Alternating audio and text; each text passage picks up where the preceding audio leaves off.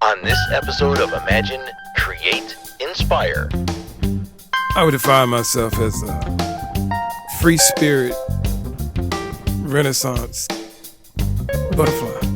Because I flow. I like it, man. You are listening to Imagine, Create, Inspire, the podcast. Join host Bruce Andrews in conversations with creatives. Every artist has a story, and the struggle is real to stay inspired and in the flow. Join in the conversation by leaving us your comments, and thanks for listening. Hey, I'm Bruce Andrews. I'm the Executive Director of Shelby County Arts Council, and I'm here to talk about creative flow, man, because I think we all want to access the flow. So that's best defined by or set up by the Shelby County Arts Council's credo, which is imagine, create, and inspire. It's three words in a very deliberate, sequential order. Imagination leads to creation. Creation leads to inspiration. And inspiration, when properly applied, produces hope. Right. And hope is a commodity. Hope is fuel for the human soul. So, as artists, we're always trying to access the creative flow or stay in the flow. Flow is where it's at. Flow is the opposite of stagnation. Right. Stagnation don't produce anything. Right. So it's all. I love talking to people who are all about maintaining flow, and it's challenging, right? Yeah, absolutely. So I got my friend here, Michael Carpenter, who is an artist, a technician, a musician. He might even be a magician. We're going to talk about everything that he is. Fascinating. Right. But Michael, just right off the top here, how would you define yourself, man? I would define myself as a free spirit, Renaissance butterfly, because I flow. I like it, man. Right out of the chute of Jimi Hendrix. That's it. Right. So, one challenge to maintaining creative flow is, we have this humanity and this need to eat and have electricity and all this stuff in this civilized world. So you got to work. Oh, so what you do is a fascination to me, man. Tell the folk what you do. Man. Yeah. So what I do is called neurophysiology. It's like a diagnostician. Folks go in when surgeons do craniotomies, neck surgeries, backs. I go in and monitor this, make sure they don't get close to nerve roots or get close to the spinal cord or anything that might compromise those nerves in that surgery that they're having done. So you're sort of like a seeing eye dog for them, so to speak. So to be clear, when you're in there, people's have the top of their skull off. Oh, on the table? Yeah. And you have a sort of a natural, you're not repulsed by that. No.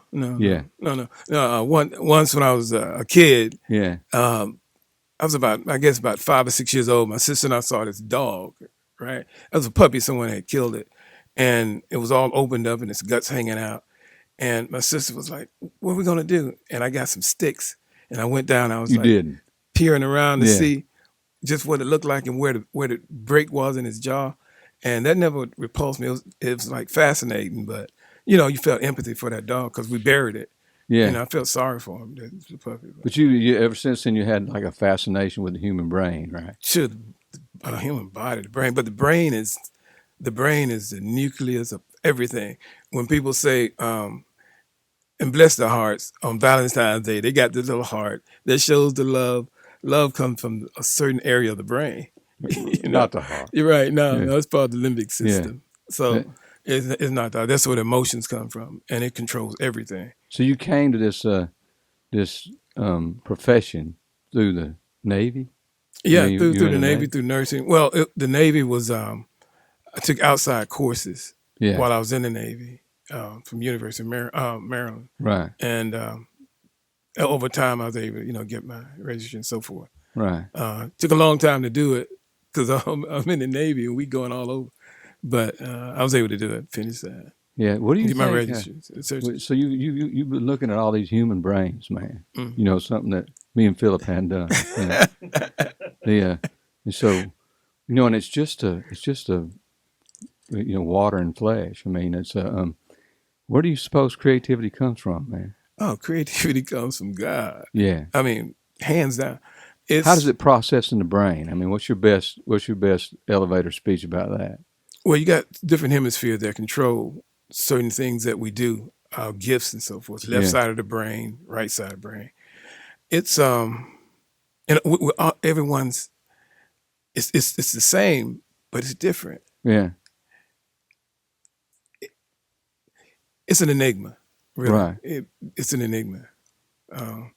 But it's where, ideas and imagination come from. That's where it comes from. And so it makes you in some kind of wonderment where, if, like I said at the head of this thing, imagination leads to creation, creation leads to inspiration. On the other hand, stagnation leads to inflammation and polarization. So no idea is dead end thinking. Absolutely. But, so you have the guys like you who are, you can't stop. I mean, we're not young cats, Right. I mean, we've been around. So it's and you can't stop creating. No. It's constant, Bruce. It's constant. I'm looking at your face, and I'm seeing landscapes. I'm seeing something. I'm seeing images. Yeah. I see this, and it's like all the time. Yeah. See, why don't they put this old boy on some Prozac or Wellbutrin, right? But no, I know how to control it. I don't let it overwhelm me. Right. It's like if you ever focus on something and you start seeing these things. When I was younger, it distracted me. So when I was in school and I would see things, I'd see my teacher's dress and I would see this like something flowing down and I'd be staring. It wasn't an absent seizure. I was just looking at these images and I couldn't break away from it sometimes. But now I can. It's an easy flow. So when you say it's an easy flow, I mean we're definitely coming up on a natural segue into your visual art. So I mean, your interpretation of the way you see things translated to these intricate drawings that you do. Right. Is that right? That's right. That's right. So I don't go in with a particular theme. So I go in. You say you just let it flow through your hand. I just let it flow. I just let it flow because once I start, I make a line, and then once I make that line, this bell goes off. It's on, and then you just start doing it, and it's so fascinating, so much fun. You're like, oh, whoa, I'm going this way, and then and then after I finish, and I look at it, and I see where I'm going with it, then I just let it go. So would you classify most of your work as a surrealism, or how would you, would you even put it in a category? You'd have to. I think you can, because some of my people that I looked at, and you have peers, or you have people that you look up to, and creators that you really love their stuff. Yeah. And I looked at Salvador Dali and MC Escher. Yeah. Oh my God, man, MC Escher, and Dali, but I love what they do. And I love Jimi Hendrix. Right. And musically, he's a surrealist, Right. It's like what they did. I love it. I love what they do. But I do what I do. And it's not, I don't try and create what they did. I can't. You can't get in their head. It's impossible. You can imitate. And when I draw something, I can't do it again. People say, do that same one again on this. Are you kidding me? It's like an improv. I can't do that. No. Yeah. No, you're like improv. You can't do it. Yeah. So did you? So kind of you got a few books out. Yeah, I'm working on. We got one, Visual Tongues by Michael Carpenter. Well, tell me again. Visual Tongues by Michael Carpenter. Yes, on Amazon. Books A Million, and all those. Tell me about Visual Tongues, man. Visual Tongues. Okay, this is how I earlier we talked about how would you describe your work. And I gave that analysis of it, but visual tongues is what I do. Visually, you see something, and we express what we saw. Like I see that object with my eyes. It's visually. I've already assessed what that is, and then you come back vocally, tongues, and you say cup. So together, visual tongues. Right. So what you see with the art is visual tongues. You might see something totally, totally different from what I see. And that's the beauty of it. I'm pretty sure based on your drawings, I do see something. Yeah. And then a lot of us, I see sometimes I come back and I didn't notice it. Oh, wow. And that's once again, that goes back to this gift. When I used to do this in my early part of my career, people called it satanic. They said that's wicked. You run naked bodies with all this distorted. That's of the devil. Well, a lot of your stuff's like just based on. I mean, it's like it's definitely like human anatomy driven. Yeah, because of medicine, I guess. Yeah, but it's like it goes all over the place. Yeah, it's not like you're doing the Sistine Chapel over again. No. Ooh, that would be crazy. So, you can you recall in your mind one of your drawings and walk people through it? You know, like an example of what you're talking about. You know, that maybe takes the female figure and then goes all over the place in some Imagineering sort of way.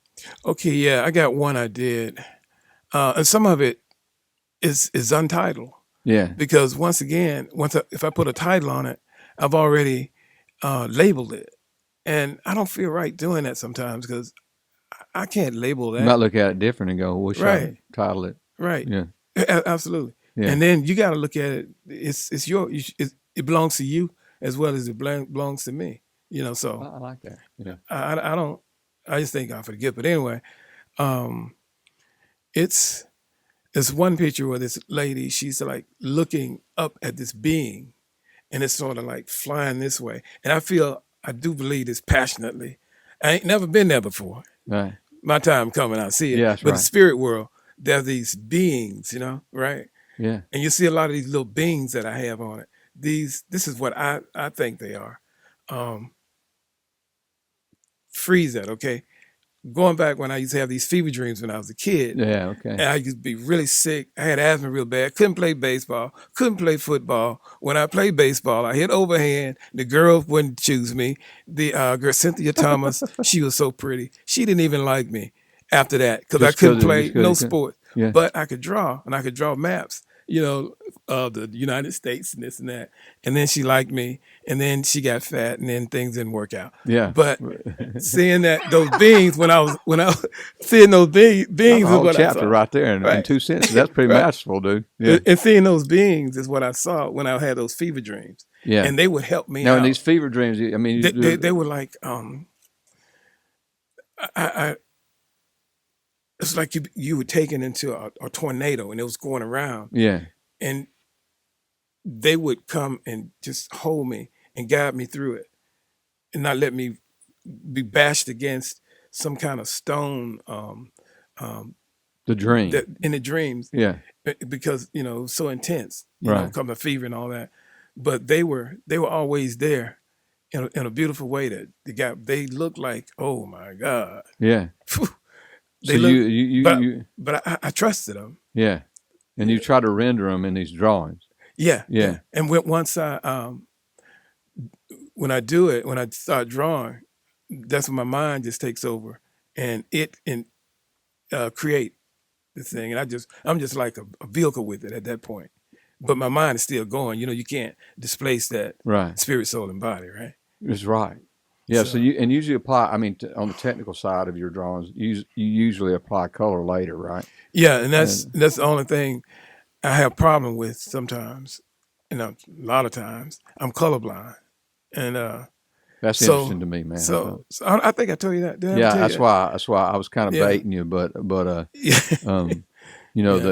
color applications are so beautiful. Yeah. And they're unusual, probably based on your whatever your criteria is for choosing, because you are colorblind. Yeah. Can you elaborate on that a little bit?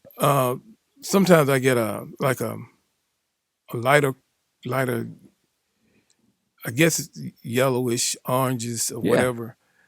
I use those, and sometimes I use them to sort of balance. Like I might use a dark color, and I have a light color in front or in back, creating these different images. But the colors, they just look cool to me, and I use it.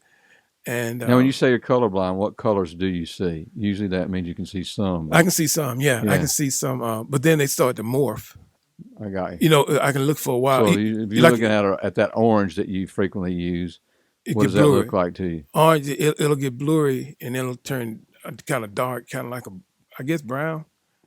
Okay. And then like a light magenta, Magenta, I guess. I went to commercial art school one time, and my instructor, it was like a year thing, and I didn't finish it. It's like only 8 months. But Mr. Emler at Bessemer Tech, Mr. Emler. Shout out to Mr. Emler. You remember Mr. Emler? I do know who that is. Yeah. He died. I did not know that. Yeah, he died. He died several years ago. But oh man, he told me. He said he figured out. He said, you know, I think you're colorblind. And I said, they diagnosed that when I was in the military. He said, it's okay. It's okay. Yeah. Just deal with it. Yeah, deal with it. Yeah. So he let me do my thing. Yeah. Even the more than salt ad with the little girl, you know, with the umbrella and she's feeling salt. Yeah. We had to do that for commercial art, right? You had to do this particular thing. Back in the day, you're cutting out stuff, electroset, or whatever. Right. But then again, my mind started just going. And he let me do what I wanted to do. Wow, that's incredible. Because if I didn't do it, okay, when I was in the military, you know, you can make extra money drawing pictures of people's girlfriend or their kids or whatever, or their mom. Make extra money from your pals. Yeah, from my pals, right? Yeah. And they said, do my mom. And I said, okay, can I do it the way I want to do it? He said, yeah, you got it, Michael. And then when they see it, you know, they use all these expletives. Say, man, what is this? It's not my mama. And then I couldn't do it because if I try and do it, I'm like what you do. Yeah. Bruce, you're an awesome artist. And you have that concentration. If I try and concentrate like that, I get sick. It's almost like your hand starts going elsewhere. No, you get sick physically ill? Yeah, like you throw up. Yeah. Like you go just from the act of I guess the discipline or the forced discipline of having to the forced discipline of having to do it. Not your bag. And you can't go that way and you can't do this. So here's what's cool about what you just said. And this maybe is something that artists can is a good takeaway. I mean, rather than fight that, I mean, you said, well, you know, this is who I am. This is in my bag of tricks. Right. Something I got to deal with. Right. And so I'm gonna yield to who I am. You know, creatively speaking. Perfect. You know, as opposed to, dadgummit, I'm gonna do this over 1,000 times till it looks like Mary or whomever you're doing. Right. You didn't yield to that. No, I couldn't yield to that. And that's beautiful what you just said. We didn't yield to that of who we were born to be. I think a lot of artists do. Even artists, you know, I mean, we'll go just make maybe it's because of a cheese, teacher or whatever, or maybe it's just in themselves. They go like, you know, if they're trying to do something representational as a visual artist, they'll done themselves if it doesn't look like the dog they're trying to draw, right. Or if it's music, you know, if it doesn't sound like, you know, if they're a prog rock fan and they did a piece, it just don't sound like. Well, maybe that's not your, you know, that don't mean you should keep on rocking. You know? Be yourself. As my grandma said, do it again, baby. So now you're going to leave me in something else. Here, we go all over the place. No, so Michael, you know, like in your, you know, everybody's life is a mosaic, or is like a tapestry. You know, you got all these threads, and they come together and make a beautiful something. Right. And so like in most of it for adults like us, you know, has been driven by survival. You know, got to keep the lights on. Right. You know, absolutely. so like in your case, not only were you in the Navy, not only have you ended up working with neurosurgeons and neurologists, but you also have been and not only are you a musician, which we're going to touch on, but I did not know in his creative flow that he did voices and you did some stand up when you were trying to get by. Yeah, I was trying to get by. Man, can you go there? Yeah. Just kind of set it up. I mean, what the heck? You were doing stand up like a club or what? Yeah, we're doing it in a club.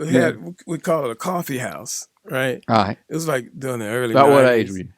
Let's say about 25. Yeah, 25, 24, 20. Right. Yeah, 24, 25. Right. And I would do these characters. I had this main character, Uncle Willie. You know, they talked about, you know, all normal everyday things, and he had his friend CL. You know, this white guy, you know, that's his buddies. And no, you laughing, but that's CL, right, CL? That's right. Now, I know Willie ever since we from Vietnam together. I met him then. And what were we smoking? No, we ain't talking about smoking everything. I used to smoke cigarettes, and I quit I quit smoking because they made my voice deep. Your voice always been deep, CL. I understand that. So, but he my granddad, and he be taking us to the fair and stuff like that. I understand, baby. Go in another room. Can y'all come in here and let your granddaddy talk? Yeah, y'all go in there and let me talk. All right, CL. That's right. That's right. Do whatever you want to do. That's Willie. But stuff. The many voices of Michael Carpenter. Yeah, man. That so you can just. That's all you do. They're just for one thing. You're there one place or one thing. That's all you do. You go one place. They come over here, CL and Willie and his buddy, the truck driving fella. They go and they order the same thing every time they come over. And I tell them, you buy one thing, you pay for one thing. You don't pay for it, you go in my shop. You don't come in here. Well, we come in here anyway. But anyway, stuff like that.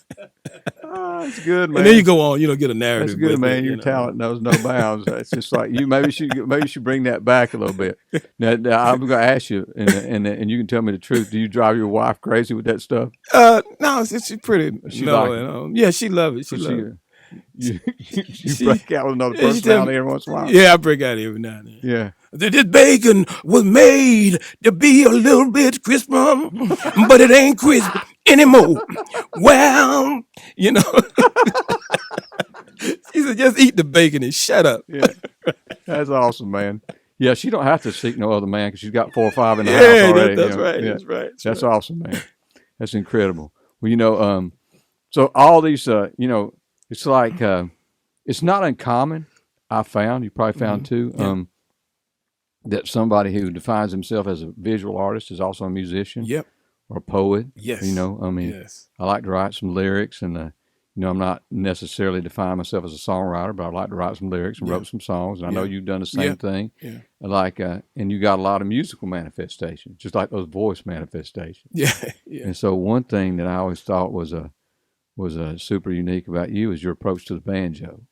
Oh yeah. Yeah. You play the guitar. The very first time I saw you, I was going to go ahead and say, this how deep an impression. You can be doing something so that you think is so light at the time, or so trivial, and then it makes an impression on somebody carried away. But the first time I saw you, we were both in a blues challenge, Battle of the Blues Band. Yeah, I remember that. And you had a white Telecaster. Yeah, I remember that. And you had come up there with your Jimi Hendrix self. You had a rag on your head. Right. And looking like some kind of daggum soul pirate.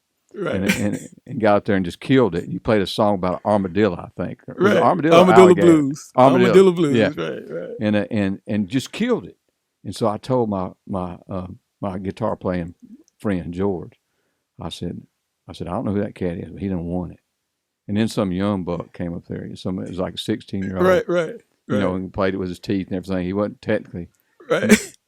And they said he had lost his legs and he was muscular dystrophy, but he miraculously came around. His legs came back on, and here he is. Yeah, and he was, and so if he's listening, he was great. So I'm taking another way because he's probably 30 by now. Yeah, but at the time I was like, I hope he appreciates me if he's listening to this when I say this. But I was like, it was like somebody bringing a puppy on stage. It's just like he had the backstory. Right. I was like, Dadgummit, Michael is not going to walk away. Forget it. But you killed it that day, and I was like, I am following this guy's path because he's obviously an artist. And it was obvious you were an artist in the room.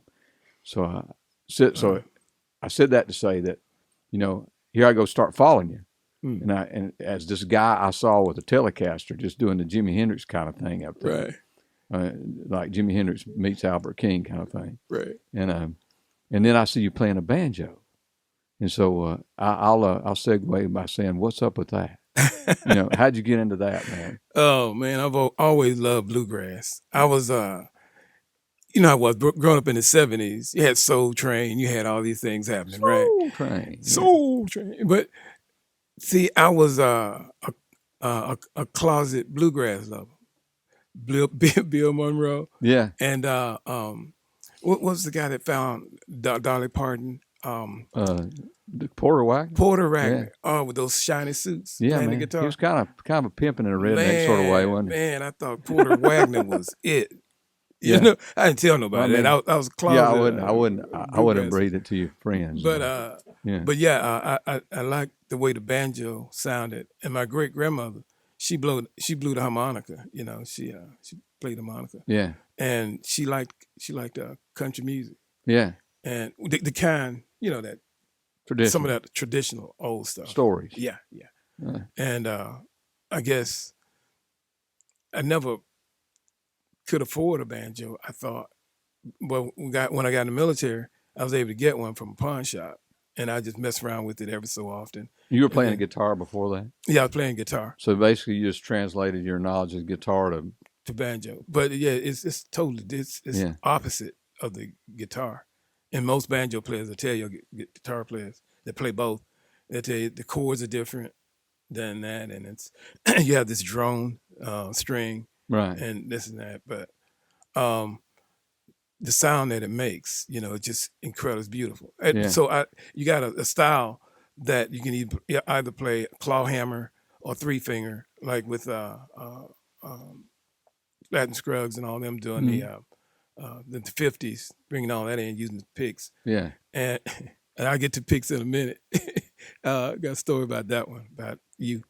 So I started playing the banjo then, but I play it my own way. Yeah. You know, I don't. You kind of frailing, but you're doing your own version of it. Then I do I do my own version of it. Yeah. So like when I'm playing acoustic, I don't use a pick. And I might be finger picking or whatever like that. And I just take that approach with the banjo. Yeah. And a little bit faster kind of. But I do that. But I remember playing once and I was using a pick. And you on said, the banjo? On the banjo. And it was loud. You said, man, you killing that. It sounded good, but that sound was killing it. You know, he said, lose the picks. And that was several years ago, and I've lost the picks. I don't use no pick. They're in a little case at home. But the banjo, the sound of it, getting back to what you were asking, what is the sound? And I guess from, thank God for ancestral DNA. You can find out all kinds of stuff. I found out that we're from West Africa, and I've got British in my blood too. I knew that because my grandparents were mulatto, but we knew that.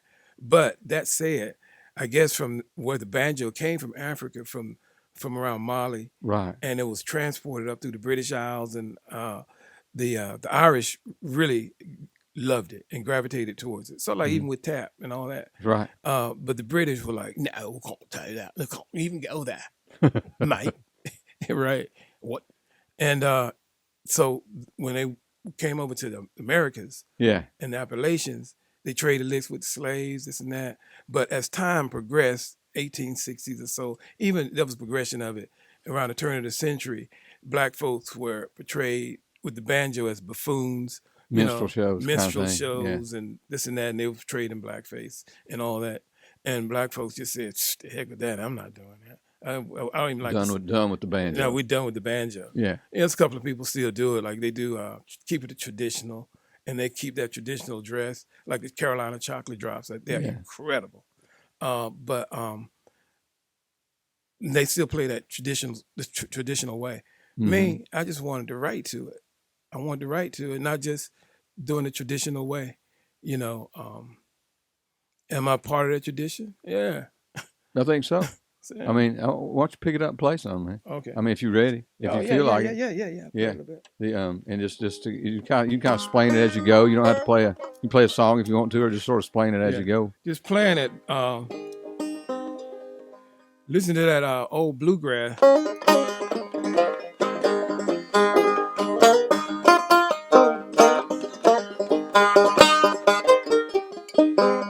It's a different sound, but what I wanted to do was write to it.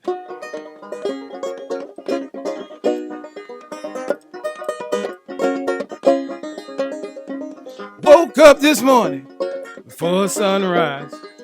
Woke up and saw a brand new day. Looked all around and there I was. The loved one laying next to me. Things could have been bad. Think of what I have. Things could have been bad. Think of what I have. Woke up this morning feeling pretty good. Thinking about where I could have been. Could have been in another place, in another time. But here I am today. Things could have been bad. Think of what I had. Things could have been bad. Think of what I have. Ooh.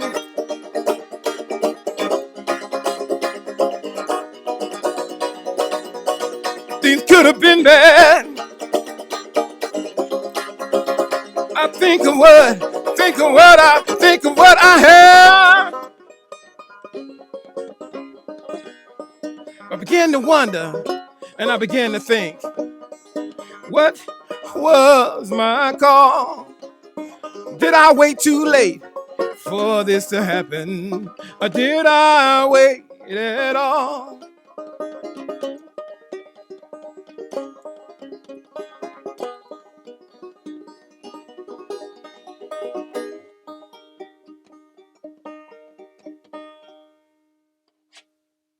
Man, that was killer. That was killer. It was like if Pete Townsend played the banjo. It was just a little bit. Kind of the bridge goes kind of pinball wizard on it. Yeah, it was like pinball wizard. Yeah. It was awesome, dude, and it got dry too. Yeah. It was like you know, it's killer. Yeah, thanks. Yeah, thanks. And I like writing to it. So you're writing tunes on the banjo. Are you still playing with your band? Oh yes. Still playing with my band. Yeah. We we might as well talk about the band a little bit in case we had anybody's a blues band called Road. I was playing with a band called Roadhouse Blues Band. Yeah. And we were doing festivals and so forth. What happened over time, we sort of broke off because I wanted to incorporate the banjo stuff in there too. Mm-hmm. And they didn't want to. I mean, they were already established, these guys. One like Roadhouse Blues, it wasn't like rock and blues with the banjo. No. Yeah. And it wasn't rock and blues, but I wanted to mix some Howlin' Wolf, some Son House, and all that with my banjo. Mm-hmm. Because I do a little thing like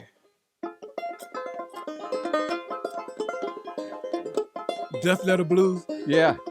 Woke up this morning, how you ringing red? Hurry, hurry, little girl, your love is dead. Excuse me, got it. Little girl, your love is dead. Walked across the room, just abbreviate it a little bit. Yeah. Cross my hand. What evil has that little girl done her? What evil has she done? Oh yeah.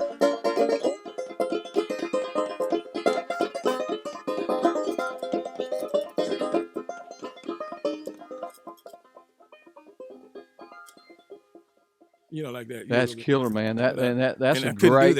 That's a great homage to that song. Because I mean that's such a. If you're not hip to that, look up Death Letter Blues, Son of House, and you see where Michael's coming from, because that's a great interpretation of that tune, man. So I mean, he's just wanging on that slide guitar when he's singing that thing. He's murdering it. He's feeling the passion. He's just murdering everything. He is. Yeah. So I have my band now. I disbanded Roadhouse. They're going on their way. Yeah. But I have a blues band. I'm calling it Blue Fusion is going to be the name of it. And it'd be me. What's the composition player. You think? Just you and a bass player and a drum? Bass player. I got a drummer.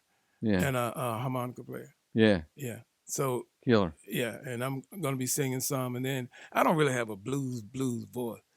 I beg to differ, but I mean, you just got a great voice. Voice got texture and all that stuff, but you do have like we talked about earlier. I mean, you got a great combination because you got a big personality and soft spoken, and so when you do get big vocally speaking, it's like it's like makes a good impact. Yeah, I got it. It's like you're doing a while ago. Death Letter Blues. Yeah. You're carrying it off. That's why I said that's a good spin on that tune. If you think about I love that song. All the people that try to spin those things, like even Led Zeppelin tried to do Sunhouse Tunes and Bob Dylan and all them people. That is a respectable spin right there. I love it. Yeah. And once again, it's a long song. I mean, it's a story go on. Yeah. No. We didn't used to let excerpts from kind of. Yeah, man. Well, is there anything we ain't covered you want to talk about, bro? Well, I mean, we talk about your work, talk about where you're going. I mean, let's wrap up with one common theme I want all these podcasts to have is help people find the flow. In other words, with the idea that if your mind's stagnant, and so many of us were forced into stagnation. If you weren't already kind of defaulting that way, when COVID hit, it was a great excuse for anybody who was reclusive already to be like, well, this, right. So it's no shock that when depression went up and suicide rates go up and all that sort of thing, especially with creative people. Yeah. And so I feel like if people can figure out how through talking to other folks that are creatives, how to access their imagination where that spark starts. And it's something you said that was very important also. Yeah. And I didn't tell you. Right. That I'm bipolar as well. They called it manic depression back in the day. Then they changed it to bipolar. I got it from my father. My grandfather had it, and if I didn't play, if I didn't do what I do and do it my way, then I get into depression with that. And I would get that way. And because I felt there was no avenue. But being yourself is that avenue. That's right. And you'll find like-minded. Don't think you're alone. You're not alone. No, man. That's like we talked about earlier. I don't mind, mentioning in context. I had a diagnosis of Parkinson's. Okay. And so, as you know, because you're in the field, it's all about dopamine regulation. And so tendencies toward depression are easy. Right. And so somewhat like your situation, if I'm not judicious with my medication and taking care of myself, and then trying to hang out with creative people, absolutely access imagination, keep playful, stay curious. And at 64, in my case, it's like a lot of times you end up with people that ain't very curious. Right.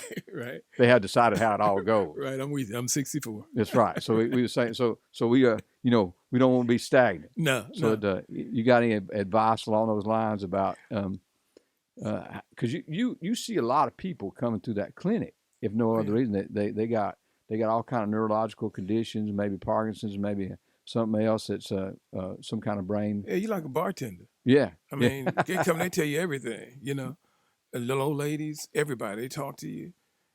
Things that happen. But one thing you have to be is be true to yourself. Mm-hmm. Be true to yourself. And I think we talked about this earlier. I'm not a religious man. Religion has destroyed a lot. Don't wear makeup. Don't wear pants. Please wear some makeup, baby. But I don't know how you combine those two thoughts, but you did. You're not a good Christian, so this and that. But I see what you're saying. But you got to be know who you are and know where you came from, what brought you to that place, and what you do, or whatever you do, and be passionate about it. Be passionate. Don't try and be a lemming. Lemmings are these rat-looking things that they follow everybody, and there's a big cliff, right? And they following everybody. Yeah. Everybody doing the same thing, going off that cliff. Be you. Dare to be different. Dare to be different. Well, when Jesus was talking about that kind of thing, I mean, he drove all them pigs off the cliff. So, right. He drove them up, and they couldn't swim. Yeah. And they followed each other. Yeah. Right.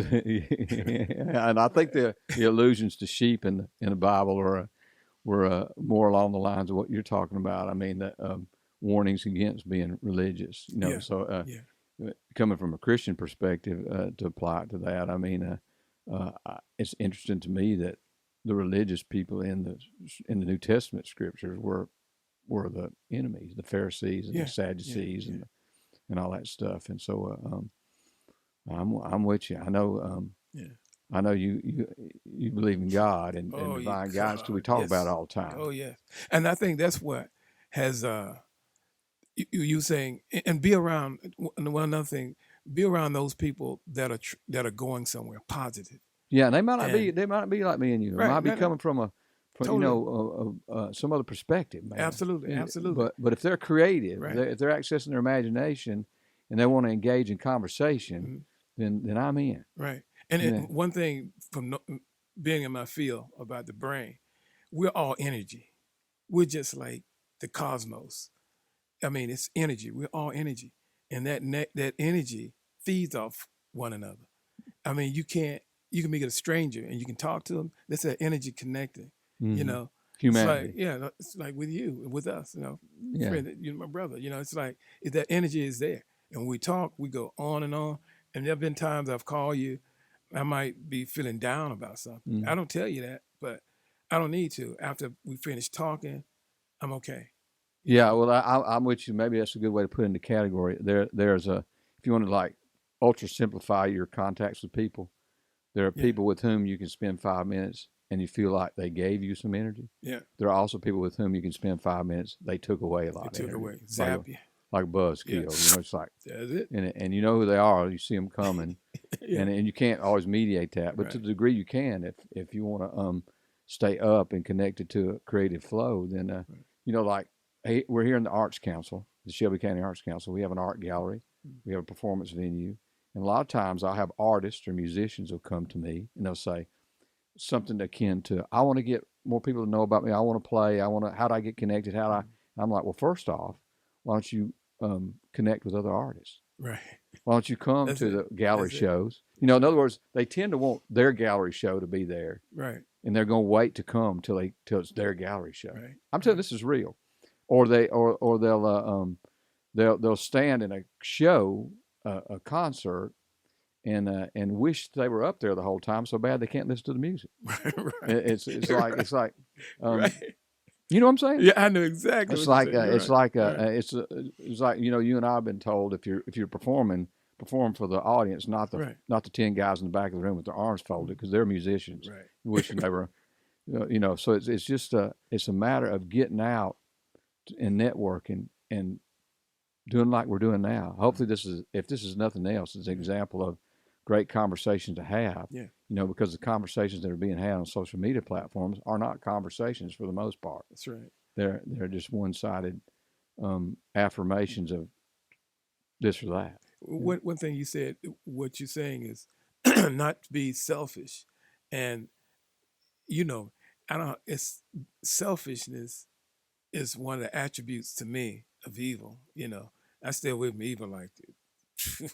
Well, the apex of selfishness would definitely be right. Yeah.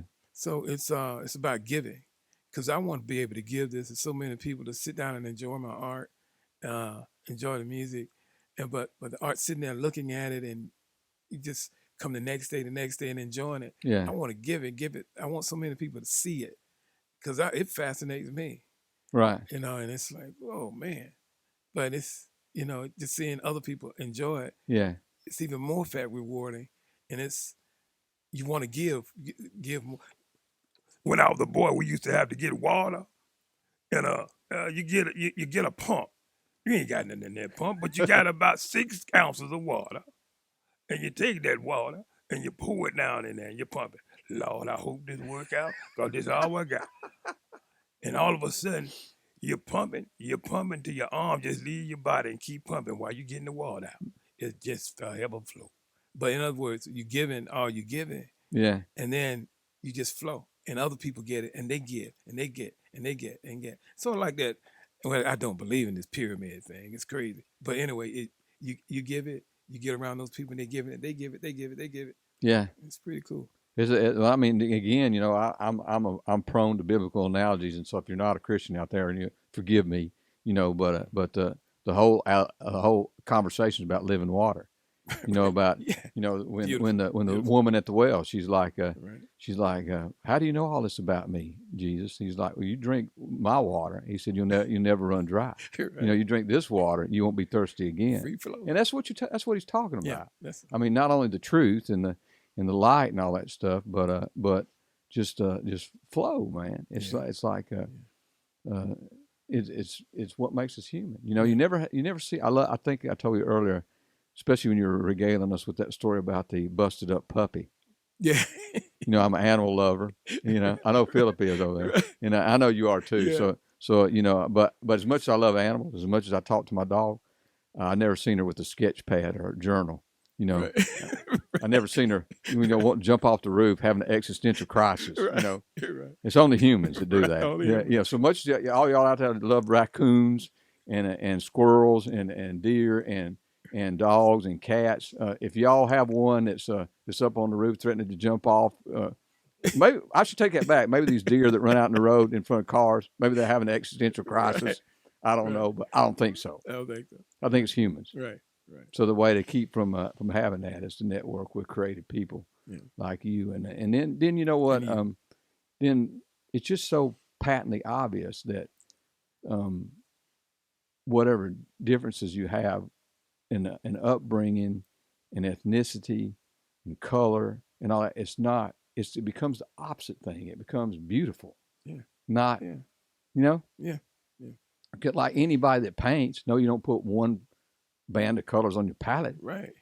Got a whole box of crayons. How boring. That's right. It's like if the imaginative mindset takes you all the places that you want to be, and God needs for you to be there. So all this talk out there about love is like it centers up on the creative mind. Yeah. It's what makes us human. Absolutely. Hey man, you want to take us out with a tune? You got something? Yeah. I got some.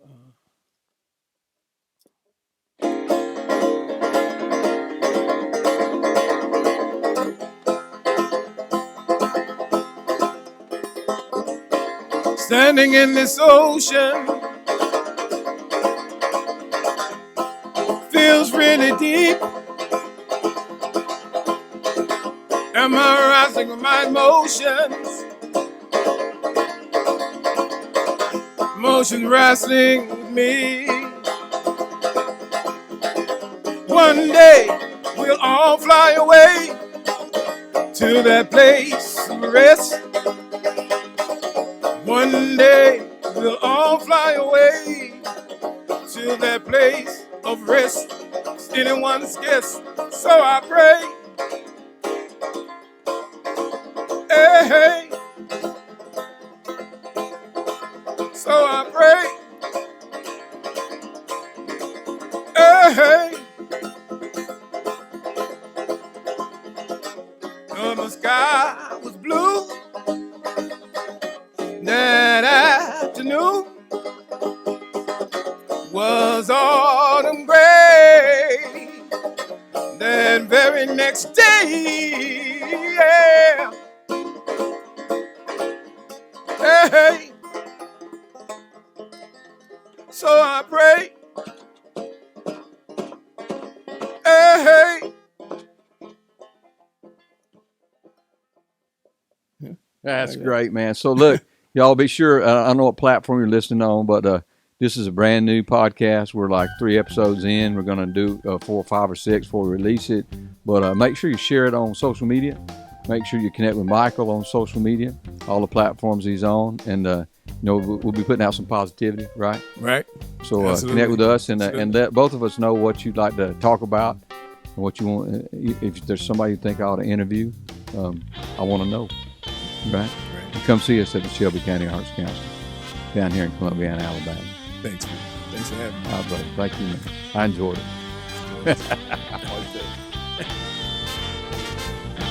Thanks for listening to Imagine, Create, Inspire the podcast. For more information on the Shelby County Arts Council, please visit www.shelbycountyartscouncil.com.